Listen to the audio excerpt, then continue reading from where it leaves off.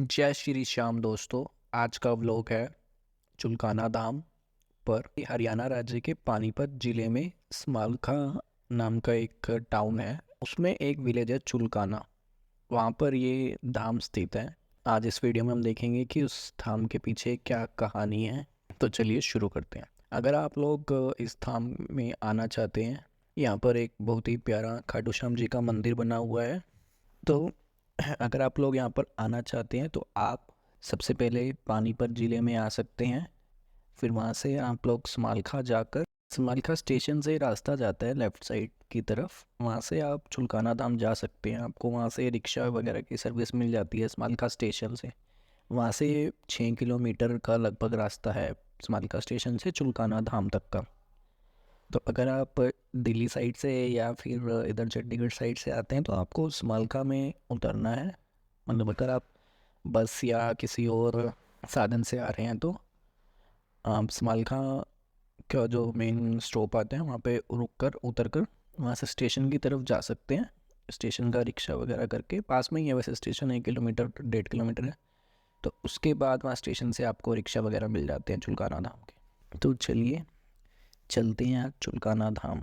तो ये चुलकाना धाम, जैसा कि मैंने बताया, यहाँ पर खाटू श्याम जी का मंदिर बना हुआ है। कहा जाता है कि यही है वो स्थान जहाँ दिया था शीश का दान। यहाँ पर हमारे खाटू श्याम बाबा जी ने अपने शीश का दान दिया था। चलिए जानते हैं इसके पीछे की क्या कहानी है और कौन थे ये खाटू श्याम बाबा जी। तो महाभारत हम सब ने देखी होगी, उसमें काफ़ी सारी छोटे छोटे किस्से हैं, कहानियाँ हैं। पर मेन जो है लड़ाई है वही थी जो महाभारत की। ज़्यादातर लोगों को सिर्फ लड़ाई याद रहती है, उसके पीछे की बहुत सारी कहानियाँ हमें याद नहीं रहती। उसके में बहुत सारे पात्र थे, मतलब हम करेक्टर थे। जैसे हम सिर्फ पांडवों को जानते हैं, कौरवों को जानते हैं, श्री कृष्ण जी को जानते हैं, पर उसके अलावा भी काफ़ी पात्र थे उसमें। तो उसी में एक थे हमारे बाबा श्याम जी। तो जो हमारे पांडवों में भीम जी थे, उनका पुत्र था घटोत्कच। का एक पुत्र हुआ जो बहुत महाबलशाली था, महाशक्तिशाली, महातपस्वी। शरीर में काफ़ी मतलब बाल थे जैसे शेर के होते हैं। तो इसीलिए उसे नाम दिया गया बर्बरिक। तो जैसे वो धीरे धीरे बड़ा हुआ तो उसे महादेव जी का आशीर्वाद मिला। वो काफ़ी मतलब बलशाली था, शक्तिशाली था। तो महादेव जी ने उसे एक 3 बाण दिए। मतलब वो 3 बाण ऐसे थे कि वो कुछ भी कर सकता था। वो चाहता तो एक बाण से ही पूरा महाभारत का युद्ध समाप्त कर सकता था, मतलब सबको खत्म कर सकता था।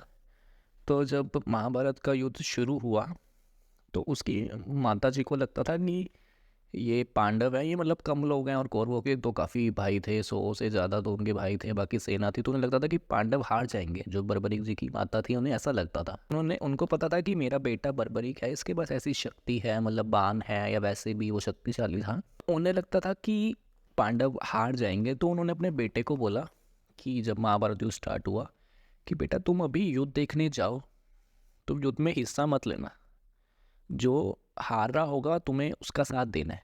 अभी तुम शुरू में युद्ध देखो, 1 दिन 2 दिन 4 दिन, जो तुम्हें लगे कि ये हार रहे हैं तो तुम्हें उसका साथ देना है। तो बर्बरिक जी गए फिर हमारे युद्ध देखने। जैसे अब युद्ध शुरू हुआ तो सैनिकों ने देखा ये मतलब काफ़ी स्ट्रॉन्ग थे कि हाँ मतलब ये कौन आ गया, इतना स्ट्रॉन्ग मैन है। तो इन्होंने पांडवों को बताया कि मतलब यहाँ पे ऐसे कि एक कुछ मतलब काफ़ी शक्तिशाली इंसान मतलब हमने देखा है वहाँ पे। तो श्री कृष्ण जी पांडव उनसे मिलने आए कि पता नहीं कौन है भाई, देख कर आते हैं। तो अब कृष्ण जी थे और उनके साथ भीम आए। तो भीम के तो वो पोते थे बर्बरिक जी, तो उन्हें पता था कि हाँ ये मेरा पोता है। तो उन्होंने मतलब उनको इंट्रोड्यूस कराया कि हाँ ये मेरा पोता है, ऐसे वैसे। तो श्री कृष्ण जी को तो सब पता था, उन्हें तो पता था कौन जीतने वाला है, क्या कैसे उन्हें। तो उन्हें जब पता चला कि इसके पास भाई 3 बाण हैं तो उन्होंने उसकी परीक्षा ली। तो मतलब बर्बरीक जी ने कहा कि ऐसे मेरे पास 3 बाण है तो मैं कुछ भी कर सकता हूँ। तो वहाँ पे एक पीपल का पेड़ था। तो श्री कृष्ण जी ने बोला इसके हर एक पत्ते में छेद कर दो। तो उन्होंने बाण उठाया और चला दिया, और एक बाण से उस पीपल के पेड़ में सारे पत्तों में छेद हो गए। और श्री कृष्ण जी ने क्या किया, एक पत्ता अपने पैर के नीचे दबा लिया। जैसे पत्ते गिरे पड़े थे ना नीचे, तो उन्होंने एक पत्ता अपने पैर के नीचे रख लिया। तो वो जो बाण उन्होंने चलाया था बर्बरीक जी ने, वो बाण चल के श्री कृष्ण जी के पैर के पास आकर रुक गया। क्योंकि एक वो आखिरी पत्ता बचा था जिसमें छेद करना था, वो श्री कृष्ण जी के पैर के नीचे था। तो श्री कृष्ण जी ने जैसे पैर हटाया तो वैसे ही उस पत्ते में छेद हो गया। तो श्री कृष्ण जी काफ़ी खुश हुए कि मतलब हाँ इतनी शक्ति है कि मतलब हर एक पत्ते में छेद कर दिया इसने। और ये जो पीपल का पेड़ जो मैं बोल रहा हूँ, ये पीपल का पेड़ और जो ये स्थान था वही है हमारा चुलकाना धाम। क्योंकि जो महाभारत का युद्ध हुआ था वो सिर्फ कुरुक्षेत्र में नहीं हुआ था, बहुत बड़ा युद्ध था। कोई यहाँ लड़ रहा है, कोई वहाँ लड़ रहा है, कोई यहाँ, ऐसे मतलब युद्ध चला था ना। जैसे सेना आई, लड़ाई शुरू होगी, काफ़ी लोग थे उसमें, थोड़ी ना 100-200 लोग थे कि बस एक ही जगह लड़ा गया, नहीं। कुरुक्षेत्र में तो बेसिकली गीता का ज्ञान दिया गया था, गीता का उपदेश दिया था श्री कृष्ण जी ने अर्जुन को। और उसके अलावा जो ब्रह्म सरोवर है वहाँ पे सबको मतलब लास्ट में उन्हें क्रियाक्रम किया गया था। बाकी युद्ध तो यही आसपास ही हुआ था, हर जगह करनाल, कुरुक्षेत्र, पानीपत, ऐसे। क्योंकि एक बहुत बड़ा युद्ध था, कोई छोटा मोटा युद्ध नहीं था। तो फिर यहाँ पे जैसे बर्बरीक जी थे वो यहाँ पे थे चुलकाना धाम में, जो मैंने स्थान बताया। तो यहाँ पर फिर ये सब हुआ, पीपल का पेड़ वाला जो भी सीन है वो पीपल का पेड़ कहते हैं, अभी भी यहाँ पे है। और एक स्पेसिफिक मौसम में ना वहाँ पे पत्तों में छेद होता है। जब पत्ते पता नहीं झड़ के नए आते हैं या ऐसा कुछ है तो वो पत्तों में छेद होता है, अभी भी ऐसा माना जाता है। लेकिन अभी कुछ टाइम पहले वहाँ थोड़ा मतलब कुछ हो गया था, हादसा हुआ तो पेड़ थोड़ा डैमेज हो गया था। पर अभी भी वहाँ है पेड़, आप देख सकते हैं, वहाँ जाकर लोग उस पेड़ की काफ़ी पूजा करते हैं। तो ऐसा हुआ, फिर श्री कृष्ण जी बहुत खुश होने लगा कि यार ये तो जिनकी साइड से लड़ेगा तो फिर हो जाएगा, मतलब पांडव की साइड से। क्योंकि कौरव हार रहे होंगे, उन्हें पता था कि कौरव हार रहे होंगे और ये फिर कौरवों की साइड से लड़ेगा। तो श्री कृष्ण जी तो डर गए भाई, अगर ये कौरवों की साइड से लड़ा तो फिर तो पांडव हार जाएंगे।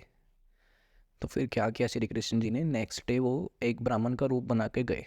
और उस टाइम बर्बरीक जी पूजा कर रहे थे, कुछ पूजा पाठ कर रहे थे। तो उन्हें लगा, उन्होंने देखा कि ब्राह्मण आया, तो उन्होंने पूछा ब्राह्मण जी से, मतलब क्या मैं आपके लिए क्या कर सकता हूँ। तो उन्होंने कहा, ब्राह्मण ने, मतलब जो श्री कृष्ण जी थे वही थे ब्राह्मण।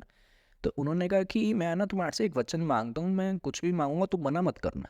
तो बर्बरीक जी ने कहा हाँ ठीक है, मैं मना नहीं करूँगा। वचन दे दिया उन्होंने। तो श्री कृष्ण जी ने कहा कि मुझे तुम्हारा सर चाहिए, मतलब सिर, मतलब ये गर्दन वाला पूरा ये पार्ट। तो उन्होंने कहा ठीक है, अब वो मना नहीं कर सकते थे। तो उन्होंने अपना सिर काट के दे दिया। अब तो ये सब भी जो सिर का दान दिया, ये सब भी यही चुलकाना धाम वाले प्लेस पे हुआ था, वहीं पीपल के पेड़ के आसपास, ऐसे कहा जाता है। तो फिर श्री कृष्ण जी बहुत खुश हुए कि भाई इसने तो एक बार मांग दिया, अपना सिर दे दिया, कितना मतलब सेल्फलेस है ये, कितना अच्छा इंसान है। तो उन्होंने दर्शन दिए, श्री कृष्ण जी अपने असली रूप में आए, उन्होंने दर्शन दिए। तो बर्बरीक जी ने देखा कि ये तो भाई श्री कृष्ण जी हैं।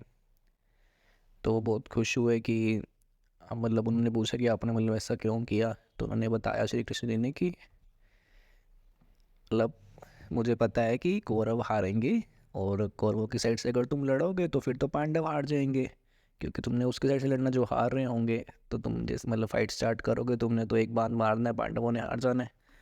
तो फिर श्री कृष्ण जी ने, मतलब ऐसा था, देखो उनका सिर भी कट गया लेकिन स्टिल वो जिंदा है, ऐसी मतलब शक्ति श्री कृष्ण जी ने करी। वो अभी सिर कट गया, अभी भी वो जिंदा है, उनसे बात कर रहे हैं। तो श्री कृष्ण जी ने वरदान दिया कि तुम आज से मतलब तुम पूरा युद्ध देख पाओगे, और कलयुग में तुम्हें मतलब मेरे नाम से जाना जाएगा। तो उनका नाम जैसे बर्बरिक था ना, तो फिर उनका नाम रखा गया श्याम बाबा, नाम दिया गया उनको। श्री कृष्ण ने बोला कि मेरे नाम से तुम्हें जाना जाएगा, तो श्री कृष्ण जी का नाम है ना श्याम, तो वो नाम उन्हें मिला ऐसे। तो वो नाम उन्हें मिला कि, और श्री कृष्ण ने काफ़ी वरदान दिए कि कलयुग में तुम्हें मतलब जाना जाएगा, लोग तुम्हारे पास आएंगे कलयुग में, मेरे से ज़्यादा तुम्हारी पूजा करेंगे। तो जो उस टाइम मतलब शक्ति वरदान उन्हें मिला, तो अब तक कहते हैं कि कलयुग में भी वो अभी तक स्टिल है पड़े, अभी मतलब बर्बरीक जी जिंदा है, और वो कलयुग में मतलब सबकी विशेष पूरी करते हैं। तो उन्हें ऐसा वरदान मिला कि हम कुछ भी उनसे मांगे तो सबकी विश पूरी करेंगे, वो हारे को सहारा देंगे। जो भी मतलब हम बोलते हैं ना कई बार हम तो हार गए हैं, या कुछ ज़िंदगी से लोग हार जाते हैं, परेशान हो जाते हैं, तो वो सहारा देंगे सबको। तो अभी भी अब कलयुग जैसे धीरे धीरे बढ़ रहा है, तो ऐसे ऐसे उनका नाम बढ़ रहा है। एक उनका मंदिर है राजस्थान में, जहाँ पे कहते हैं कि इनका जन्म वहाँ पर हुआ था राजस्थान में, तो वहाँ पे इनका मंदिर है। खाटू कोई प्लेस के खाटू है जैसे, तो वहाँ पे इनका मंदिर है, तो इसलिए इन्हें खाटू श्याम बाबा भी बोला जाता है। तो ये कहानी है चुलकाना धाम की, यहाँ पे इन्होंने अपने शीश का दान दिया था, तो ये वही प्लेस है।